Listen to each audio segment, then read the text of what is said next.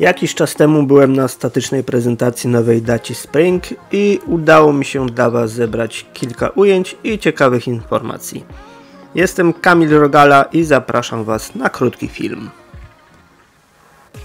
Dacia Spring miała w teorii zrewolucjonizować rynek samochodów elektrycznych. Rumuńska marka postanowiła zaoferować najtańsze auto z napędem elektrycznym na rynku, ale zdaniem wielu potencjalnych użytkowników oszczędności poszły nieco za daleko. Czy kolejna odsłona tego modelu zmieni postrzeganie kierowców? Pierwsze wrażenia po prezentacji są bardzo pozytywne. Dotychczas oferowana Dacia Spring serwowała motoryzacyjne minimum socjalne. Niewielka moc, dynamika, skromna prędkość maksymalna i wystarczający zasięg. To wszystko miało wystarczyć do codziennego przebijania się przez miejskie korki na dystansie kilku, maksymalnie kilkunastu kilometrów dziennie.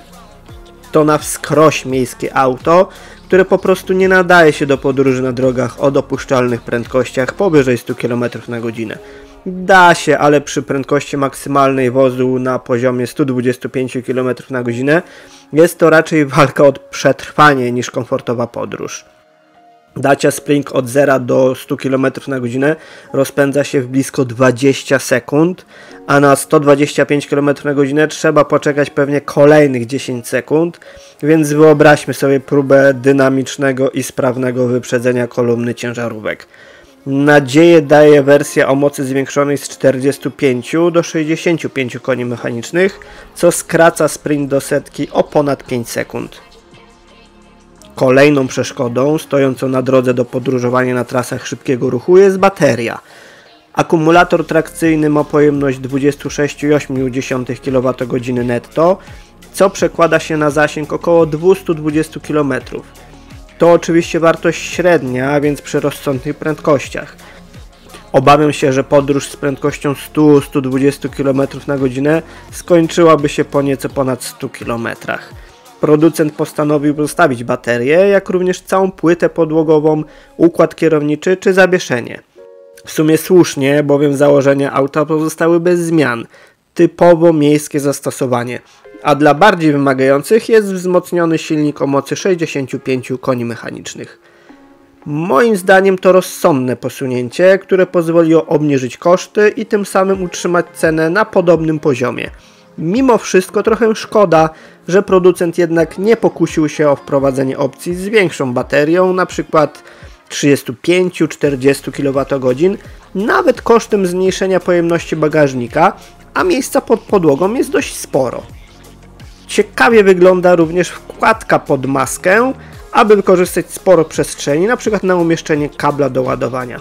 Jest także możliwość zasilania różnych urządzeń bezpośrednio z portu ładowania za pomocą specjalnego adaptera. Kawa za miastem z ekspresu? Proszę bardzo!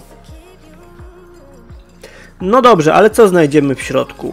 Naturalnie wszędzie napotkamy na twardy plastik o dość przeciętnej fakturze, ale mimo to kilka ciekawych rozwiązań sprawia, że możemy poczuć się w Daci Spring dość dobrze.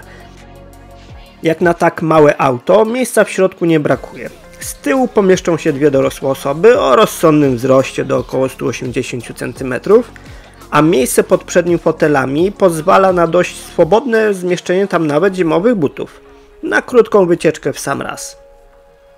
Są pojemne schowki, półki, nie zabrakło przycisków i pokręteł do szybkiej zmiany najważniejszych ustawień, a sporym smakołykiem są specjalne zaczepy pozwalające przymocować akcesoryjne dodatki, np. dodatkowe źródła światła ładowane z USB, które możemy zabrać ze sobą, uchwyt na kubek czy wieszak na torbę z zakupami.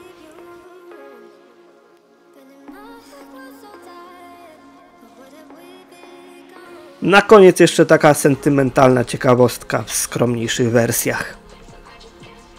Dziękuję za oglądanie i zapraszam do subskrybowania.